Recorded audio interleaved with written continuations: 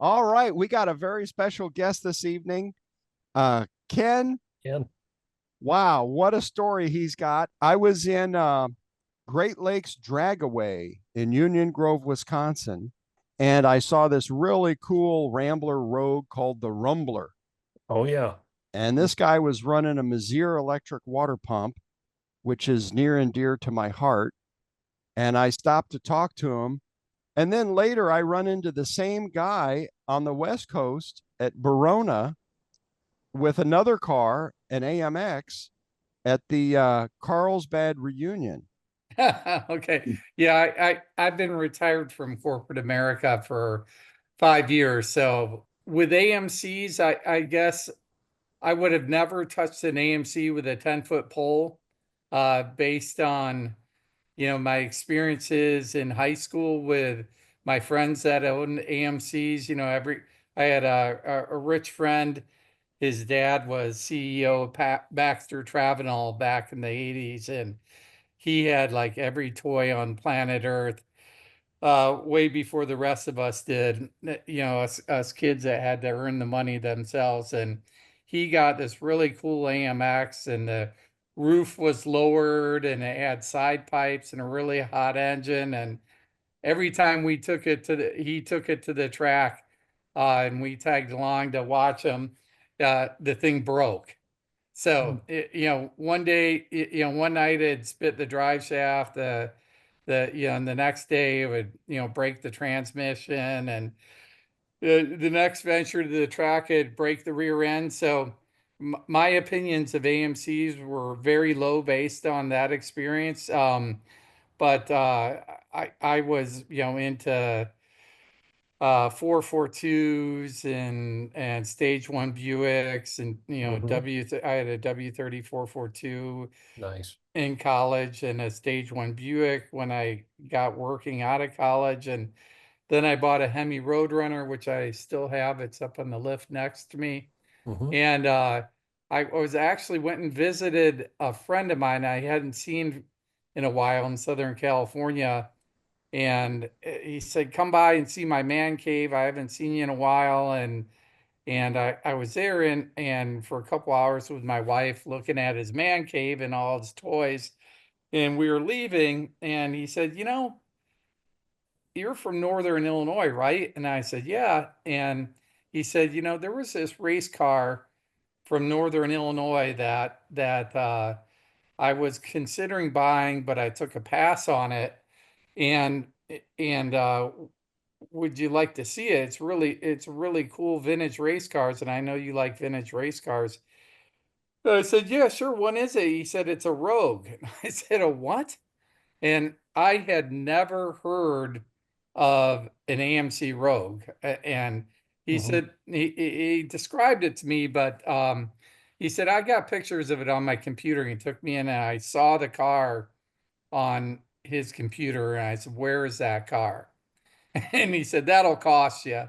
But it was actually in Orange, California, but it went through like five people's hands in the matter of like a year or two. Hmm. And I got the car, and this was 10 or 12 years ago. So it was such a cool car, being the lettering on it was very similar to my Roadrunner race car. And it was from Northern Illinois, right in my backyard, about 10 miles from where I grew up.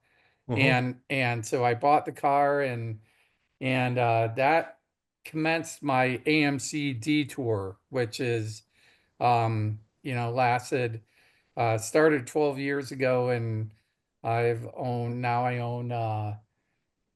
three AMC race cars, two AMXs, one road racing car, an SCCA car, Hmm. and another drag car. And then my Rogue was the first one. And I haven't touched my Roadrunner since I bought my Rogue. it's Yeah. it's on the back burner up there. It's actually going for sale this year. But we might as well start where I started with AMC's, which was with my 67 Rogue. Hey, And Ken, I got a quick question. sure. So your friend was Dave Lindsley. Yes, you look Very good. familiar. Very good friend of mine as well. I even looked at the Rogue at his shop out there in Irvine, or Uh-huh. the hill from Irvine. Yeah. Uh-huh. Unfortunately, we lost Dave a few years back to, as you know, I'm telling other people, but yeah, no, Rich Truesdale and I are automotive authors and knew Dave very well and wrote about his Camaro and his, I think Rich wrote about his 69 Chevelle SS 300, the red one. Uh-huh. Yeah. Yeah, I can spin my computer around if you can see it. Can you see that? That's Yep. Dave. There's Dave. Yep. Yeah, great guy. Yep. Yeah, fantastic. Yep. Fantastic friend, car guy. So we all miss him. Mhm. But yeah, I think you're booting something up, right, Tom? So There it is. okay, yeah, that's at the Grove. I'm not sure which event that is, but typical day. But yeah, Oh, go ahead. I was going to say this was at Great Lakes Dragaway in Union Grove, Wisconsin. Uh, it might have been 2017 or 2022 because that's how far apart my visits were. But it was during a week-long event of either an AMO event or the Kenosha homecoming because there were a Yeah, lot of AMCs. And yeah. I walked Mm-hmm. past and saw you there. Mm-hmm. Yeah, it was probably 2022, I would think. Yeah, yeah, that car it's been when I bought it, it had the original engine. This car was a 67, and unbeknownst to me, you know, the Rogue was actually I'm probably not telling you guys anything you don't know, but the first performance car that AMC made, you know, debuting their Gen 2 engine. And when I got it, it had the original engine in it, and it was originally a 290 4-speed car, and the car when I got it, it had a 290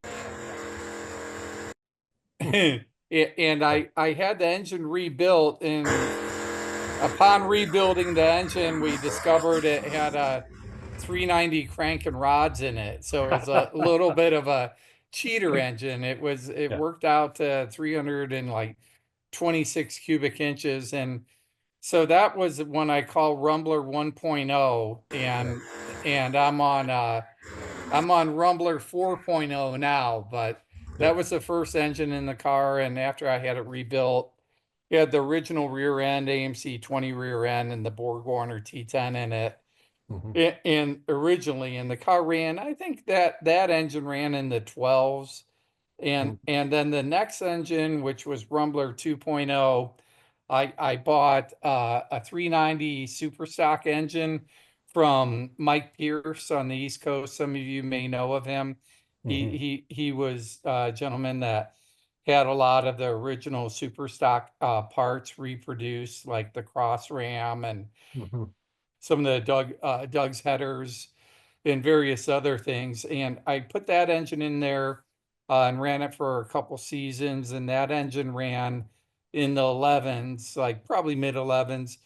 And then Rumbler 3.0 is I had a very good shop in Kenosha build. I started with a 401 block and crank, and they built an engine for me. And that engine is one I currently have in the car, and it runs it ran consistently. You know, I'd race it in 1050 index class.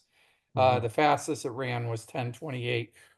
But when I put that engine in the car, it broke it broke a couple T10s. So I put a G-Force 4-speed in it. There you go. And I think on Rumbler 2.0, I put the Ford 9-inch in the car because I Mhm. just broke the AMC 20 way too many times. Mhm. So the number of times I repaired that AMC 20, I could have paid for that Ford 9-inch. So Yeah. but you live and learn. But yeah, and right now I'm kind of probably 90% complete. And I'll show you guys when you go back to my camera. Right. But rebuilding the rumblers right behind me, and this is Rumbler. I don't know if you can see it, but this is Rumbler 4.0. I had the engine. It's a 401. It's not stroked, so it's just bored 30 over. It's like 408 cubic inch. But I had Donnie Schmitz. Some of you who know the people in Kenosha know the Schmitz, senior and junior. They own the two Wally Booth Pro Stock cars, and he ported the heads on it. So the heads are Edelbrock heads, but they flow close to 300 at 700 lift. And the fastest it ran in Rumbler 3.0 was 1028 at Union Grove in May. But I did a few things to the engine on the rebuild.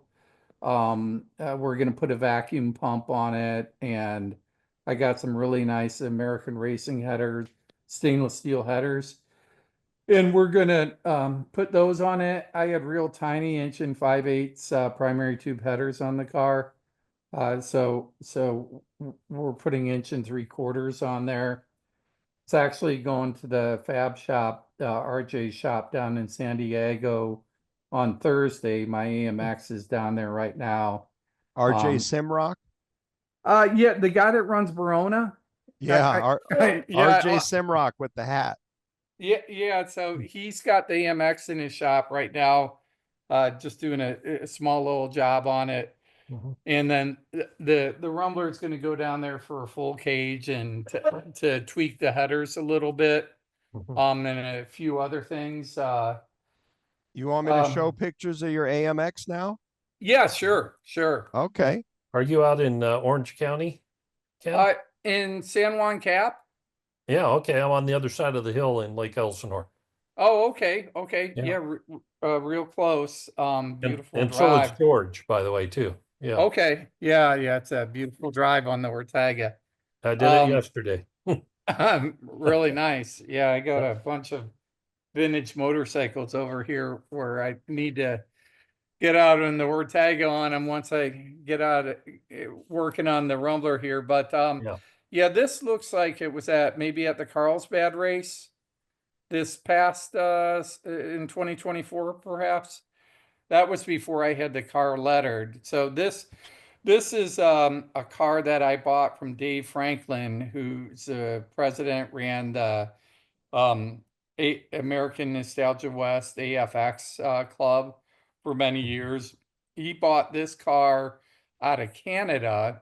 He actually drove to New York, and the guy that owned the car brought it over the border, and they exchanged money in the car, and he had the car for a period of time, but he was at Irwindale, and with the original engine that was in the car when he bought it from the guy in Canada.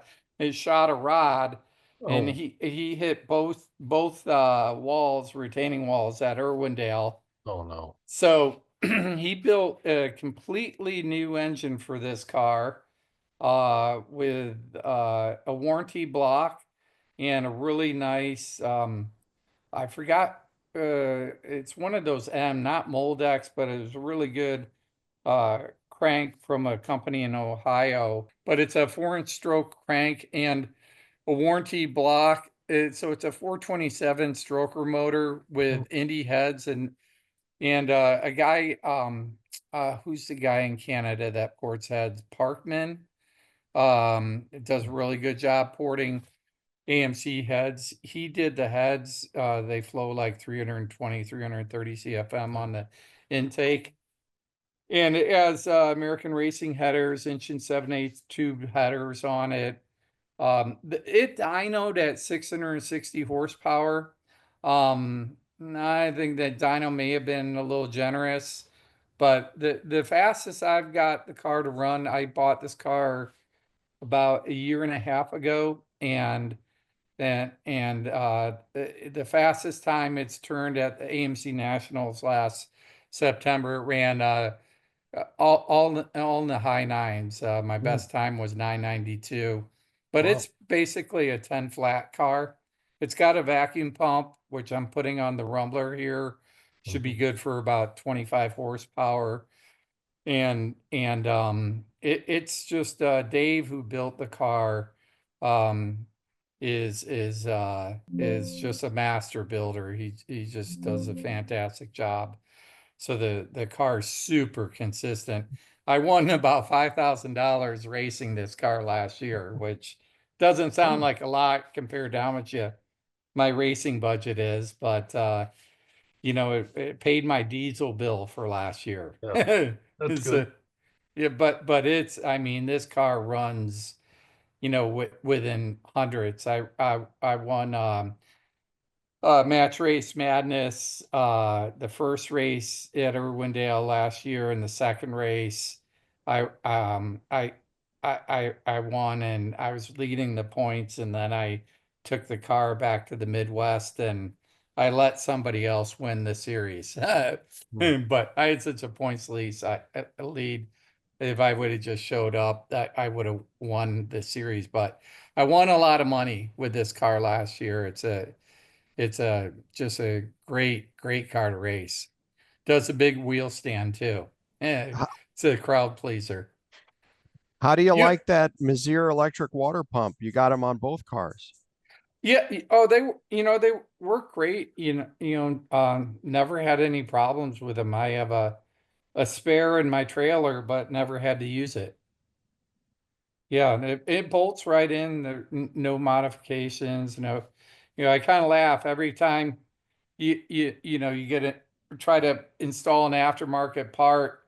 It's yeah, you just wonder how much die grinder time you're gonna have. I took it to the Midwest. I raced there in the summer from like May through about September.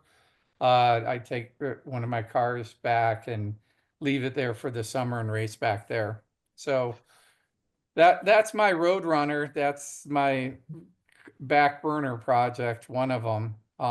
It's actually, this car was another Illinois car, original paint. The graphics, it's kind of hard to tell from the picture, but the paint scheme is it's called the Carolina Bootlegger is the name of the car, but if you look close, the Coyote has a sheriff's badge. It says Fed on it, and it's hard to see, but the Roadrunner has two barrels of moonshine hanging from his neck, and there's the state line painted across the fender.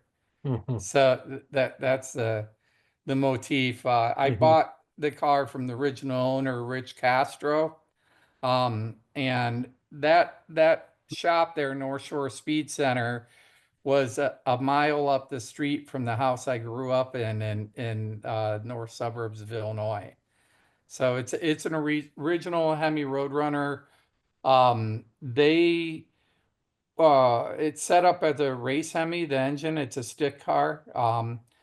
And so it's got the cross ram induction, the 12.5-to-1 pistons in it. It's got Milodon dual oil, dual feed oil pan on it.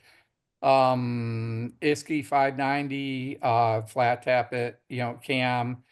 And that car ran, I bought it the day we bought it. I bought it. It had been sitting for many years. I bought it from the original owner, and he'd just been starting it once a month for like, 15 years, 20 years when I bought it. And the night we bought it was in 99, I think. We took it straight to Union Grove that night and ran it on 20-year-old slicks. Probably wasn't the best idea, but I was young and dumb. But that's my excuse. But that car, the fastest, I took it to the track a couple times when I first bought it, and the fastest it ran was 1170. But that was, on old slicks, points, ignition, et cetera, had a 513 gear in it, stick car. that inline Hurst 4-speed. But I took the car kind of apart and I restified the underside of it, but it's an all original paint car and it's a numbers matching engine and transmission. The rear end, the Dana 60 in it, um, was from a 69 car, so they must have broke the original Dana 60 and they put one out of a 69 B body in it. But other than that, it's an all numbers matching car I'm actually pulling the engine out of it next week, and there's a Hemi engine builder in Illinois, in Streamwood, Illinois, Opal Engineering, Ted, that owns the place. He's retiring this spring, so I'm bringing the engine to him, and we're gonna put all the original parts back on the engine. I had the original induction system restored last year, and I have every part that they took off the car when they made it the race car, including the original hood, hinges, every part I got with the car, which is rare.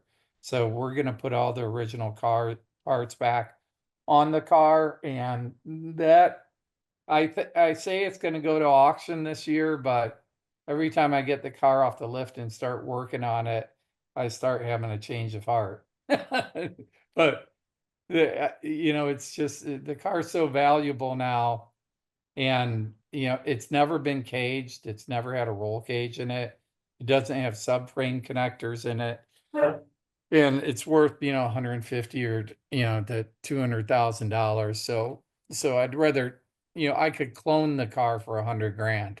I have a spare Hemi engine, and so it's kind of like a dichotomy or something. I don't know what you do with the car, but I'd rather take that money and do something else with it. I think we'll see.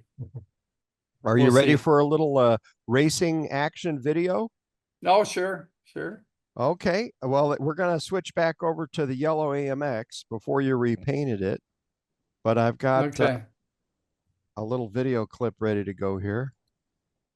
Yeah, that's my. Do it now, hot rod. And how about Dave Fraggle out of Upland, 70 Dodge, man? That thing's got a 426 in it. It is ferocious. Sean is on the tower side. I'm sorry. Sean is on over the left lane. No, that's Ken. That's Ken over there in the car, the yellow fever hot rod. Down to Dave Fraggle out of Upland.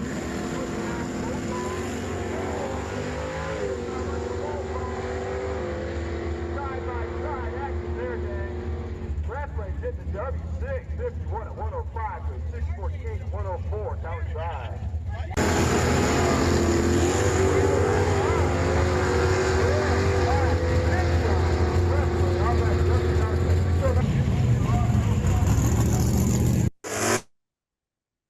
Yeah, that's my nemesis, Dave Sprague.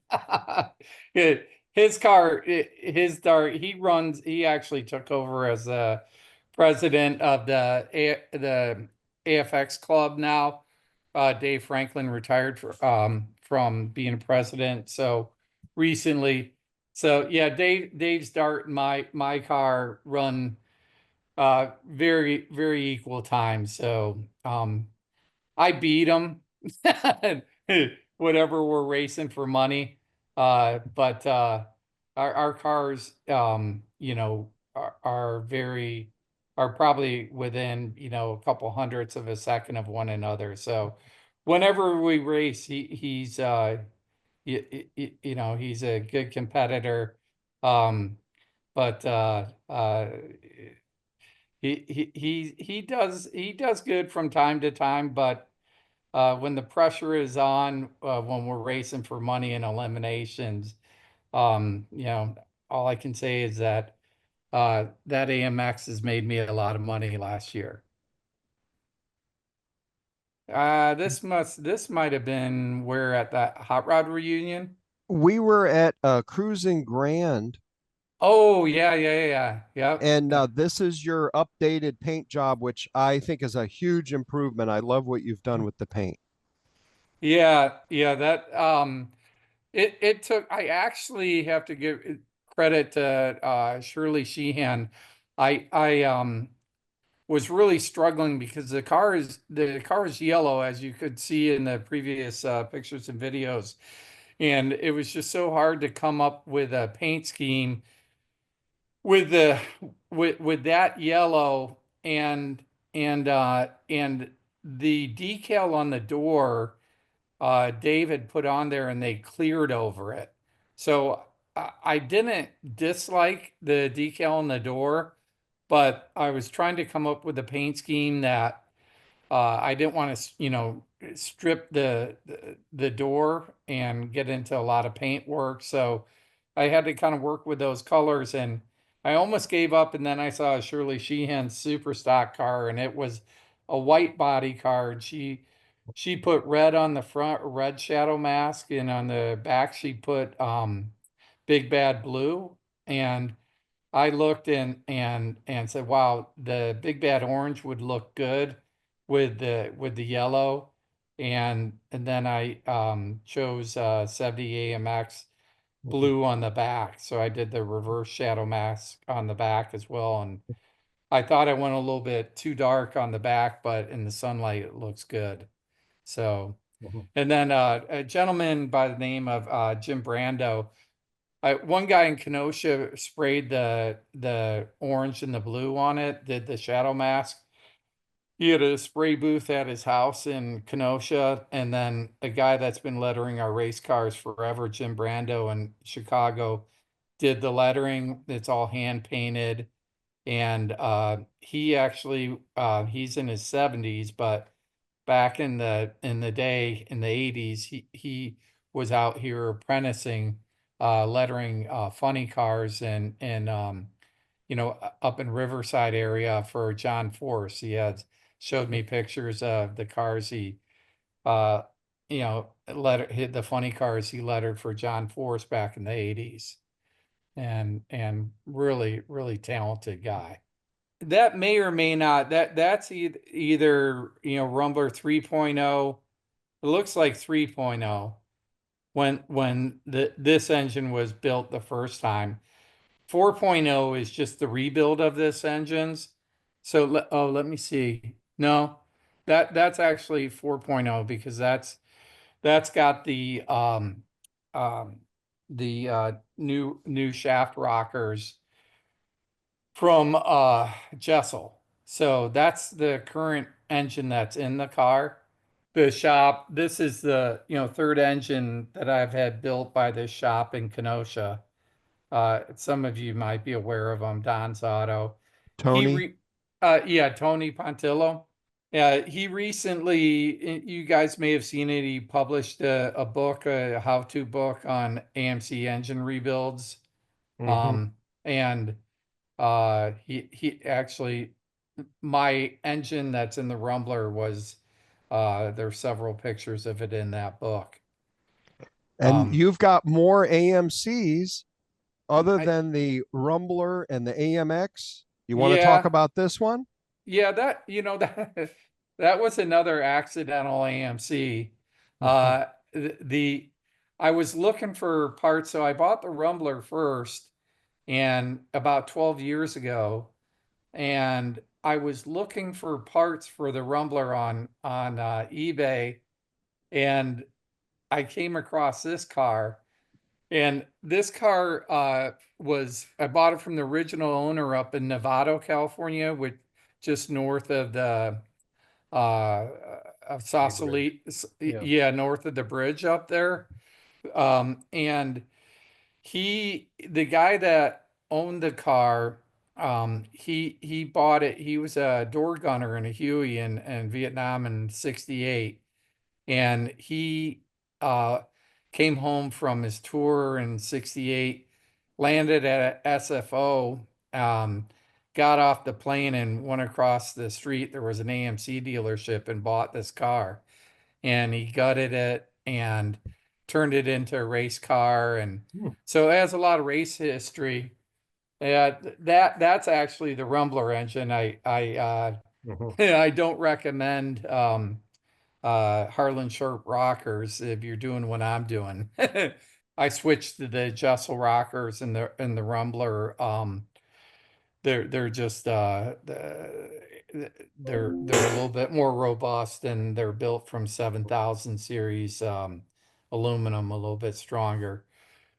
So, but yeah, that AMX has been, when I bought it, it had a rod knock and a locked up trans. And so I had Don's Auto in Kenosha rebuild the engine. And then I had transmission shop in Milwaukee.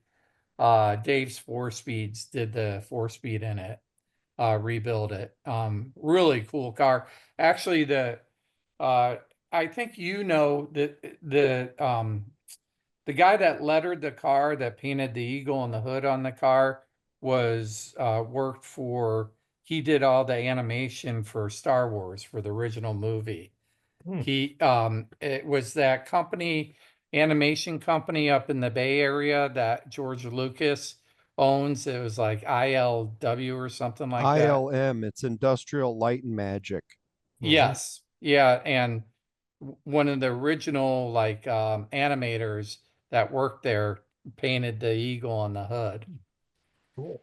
So, and that car was raced by one of the Donahue racers. They were racing the Javelin at the Donahue Javelin at, I think it was Sears Point, and wrecked the car, and the day before in qualifying, and the gentleman that owned this car, Tony Lazzarini, he was racing their amateur class, and they pulled the engine out of the Donahue car and put it in this car, and the Donahue driver raced it that weekend in A production with the Donahue engine in it. Unfortunately, they didn't leave that engine in the car. I got it with the original engine, but that's probably, I'm gonna have that car caged, and we're running out of drag strips in California, so I'm gonna have that car modernized with a modern cage and brakes and up to standards, and start road racing in a another year or two. I never thought I'd ever own an AMC, and now I'm like, I'm selling my Roadrunner, and all I want is my AMCs. Yeah.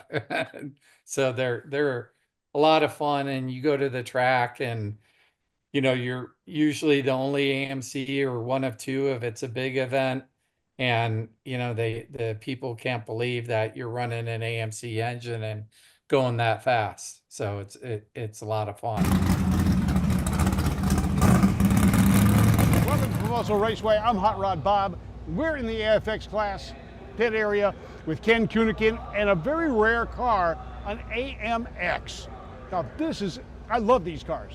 Thank you. Tell me, how long have you had it? I've owned the car for a year now. A year, okay. Yes. And tell us a little bit about it. Engine size, is it really an AMC powered car? That's a AMC 401, and it's been stroked a little bit. All right, 401's a popular motor for them, and they were pretty quick. Yeah, they came from the factory with forged rods and forged crank, because AMC didn't want to do all the design work to see if cast iron parts were suitable when they came out with the engine, so they just made them forged, and they're very durable. Actually, this is my 4th AMC in a matter of 10 years. Okay. And I found a really cool Rambler Rogue that also runs in the 10s. That's Binder Wendell. Okay. And that started my AMC detour. And I have another AMX road racing car, an SCCA car. Oh. I bought from the original owner in Northern California. Really? And I have, as I mentioned, Rambler Rogue, which is a stick car. That's fantastic. It runs low 10 quarter miles. Wow, this is a beautiful car. What were you racing before that? Before I went on my AMC detour, I was racing a Hemi Roadrunner. Really? Which I still have. That's a big change. Well, this is considered a Mopar now. Yes. Yeah. So I guess I'm a Mopar guy. Yeah, there you go. Yeah, just one of the variations of Mopar. Yes. Any future plans? Go faster? Change something? On this car, I think I'm going to just, the motor's fresh, Yeah. and I'm just going to leave it alone. On the next rebuild, I'm going to make it go a little faster. Yeah, that was as you probably could tell, that was this past October at the California Hot Rod Reunion. So the club I belong to is American Nostalgia West, AFX Club, and we have about 40 members in California, mainly Southern California. We race Verona, probably 8 or 10 events a year. We had 3 or 4 events at Irwindale before they decided to close. We raced the Hot Rod Reunion coming up in March, where we raced muscle cars at the Strip in Vegas. So, the format we race is, if it's a single day event, we'll go and we'll qualify, get 1 or 2 hits to see what your car's running that day, and then we'll dial in our window. We index or handicap race one another, and we'll throw in, each member throws in, $30 in a pot, and winner takes all. So it's not enough money where we get mad at each other if you don't win, but it pays for your gas money to get to the track. So it's fun, but it's a lot. The guys, I belong to another NSS club in Wisconsin. I race with these guys in the summer. I'll show you, NSS Inc. But these guys race heads up, and it's more of a social club. They don't index race. It's kind of more exhibition racing. But now I'll have 2 cars, and I actually have 2 transporters now. So I'll be racing year round.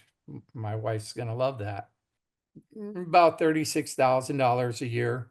It's not, and that includes like the travel, fuel, engine rebuild a year.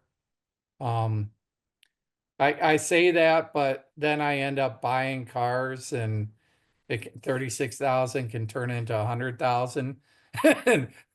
But I think on average it's about 36,000 a year. Thank you, Ken. That's very interesting.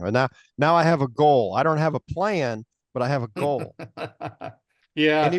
It's not many AMC guys that run this many cars consistently in races. I think Ken is a really special member of our AMC community.